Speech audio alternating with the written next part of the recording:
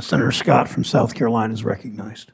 Thank you, Chairman, and thank you for holding this important hearing today. And thanks to the ranking member for his comments earlier on, his opening statements about the importance of having market accessibility to all Americans. And it seems like we've been heading in the right direction for quite some time here over the last 10 years or so. And some of the concerns I have, Chair Gensler, is that what I've seen from a policy position from you so far seems to may actually jeopardize that path to financial opportunity for the average American. I think back to my days in business when I was in the insurance and for a small time in the financial services business, that I would tell my clients oftentimes that there are really only three ways to create wealth in America. First is real estate, and one of the reasons why we focus on the American dream is synonymous with home ownership. There's no question in my mind that the fact is that you build equity in your house and you're actually building equity in this nation. It's your share of the American dream that is so powerful and important that we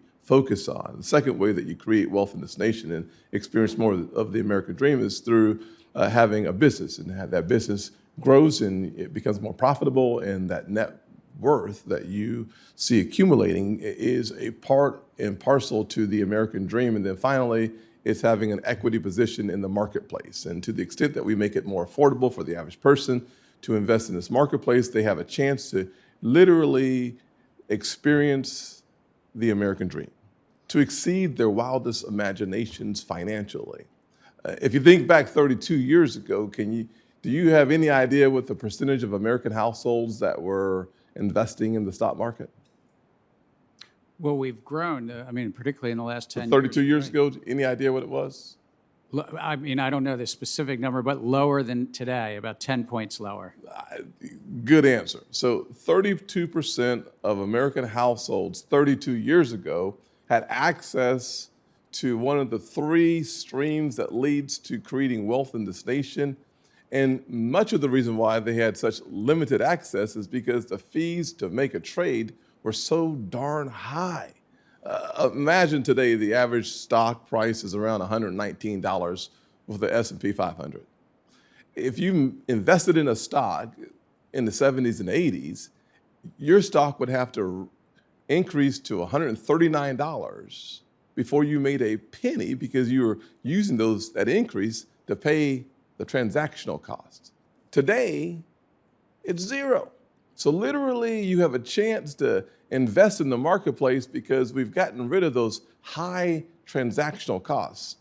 So as you said, today, the actual number of households that are able to invest in the market, 53% of households are invested in the market. Why? Because the price to get involved in the market plummeted.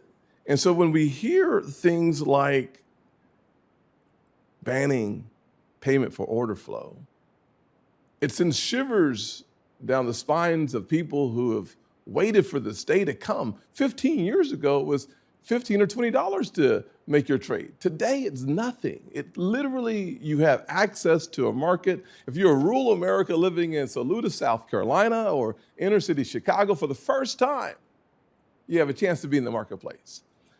Under the Biden administration, those opportunities could vanish away so quickly, and that is painful as a kid who grew up in poverty, who now has access to the market. 40% of the households in this nation who make less than $75,000 they're in the market. Why? Because it's affordable.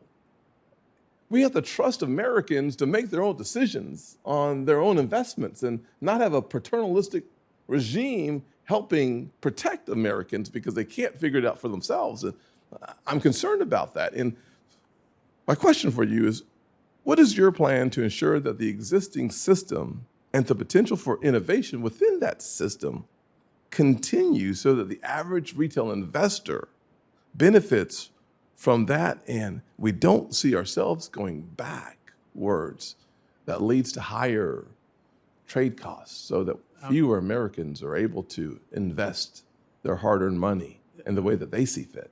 Senator, I'm sitting here thinking, one, how much my father, Sam Gensler, if he was alive today, would like you, because he would have agreed on your 3 points about real estate, start a small business, which he did. He never had more than 30 employees. And as a kid, he used to toss us value line tear sheets, and he'd say, what do you think of this stock? And he'd try to buy 50 shares of something. Yes. Couldn't agree with you more. In terms of the retail investing, I think that's a positive thing in America, and it was when I was a kid as well. On the cost, we can always do better. And what I'm saying is technology is driven down and competition has driven down the cost of, as you said, investing. But there's still a cost left. The payment for order flow, even if it's a couple pennies out, is a cost. So it's not, it's buried behind the scene.